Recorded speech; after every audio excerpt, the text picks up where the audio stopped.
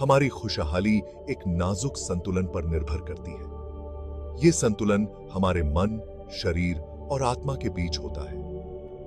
ये अलग अलग नहीं है, बल्कि हमारे अस्तित्व के आपस में जुड़े पहलू हैं। जब एक बिगड़ता है तो बाकी दोनों पर भी असर पड़ता है। एक 3 टांगों वाले स्टूल की कल्पना करो। अगर एक टांग छोटी है तो स्टूल गिर जाएगा। इसी तरह अपने अस्तित्व के किसी भी पहलू को नजरअंदाज करने से असंतुलन और अशांति पैदा हो सकती है। इस जुड़ाव को समझना स्वस्थ और अधिक संपूर्ण जीवन जीने के लिए महत्वपूर्ण है। यह हमें बीमारी की जड़ तक पहुंचने में मदद करता है। यह हमें संपूर्णता की भावना विकसित करने में मदद करता है। अपने मन, शरीर और आत्मा का पोषण करके हम वास्तविक खुशहाली प्राप्त कर सकते हैं। हमारा मन एक शक्तिशाली बल है। यह हमारे विचारों, विश्वासों और धारणाओं को आकार देता है। ये बदले में हमारी भावनाओं और व्यवहार को प्रभावित करते हैं। नकारात्मक विचार और तनाव शारीरिक रूप से प्रकट हो सकते हैं। वे सिर दर्द, पाचन संबंधी समस्याएं और कमजोर प्रतिरक्षा का कारण बन सकते हैं।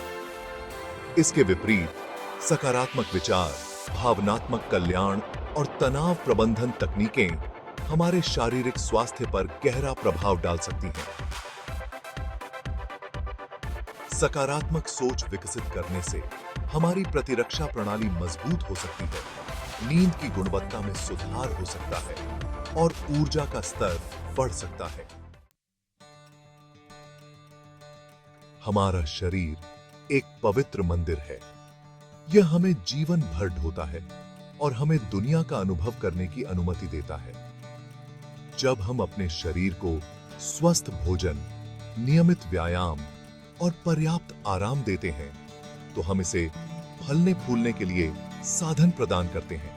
इसके विपरीत अपने शारीरिक स्वास्थ्य की उपेक्षा करने से हमारे संपूर्ण स्वास्थ्य में गिरावट आ सकती है।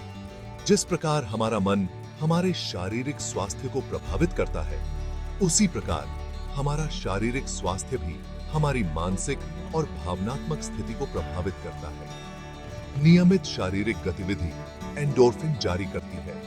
एंडोर्फिन का मूड बूस्टिंग प्रभाव पड़ता है और तनाव के स्तर को कम करता है।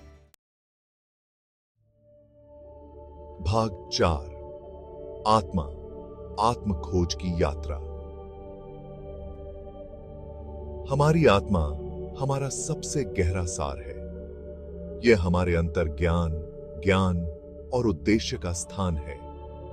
अपनी आत्मा का पोषण करना हमारे भीतर के स्व से जुड़ने, जीवन में अर्थ और उद्देश्य खोजने और शांति और पूर्णता की भावना पैदा करने के बारे में है। जब हम अपने आध्यात्मिक स्वास्थ्य की उपेक्षा करते हैं, तो हम खालीपन, दिशा की कमी या खुद से और अपने आसपास की दुनिया से अलगाव की भावना का अनुभव कर सकते हैं। आध्यात्मिक साधनाओं में शामिल होने से हमें अपने वास्तविक स्वभाव से जुड़ने और अधिक प्रामाणिक और सार्थक जीवन जीने में मदद मिलती है।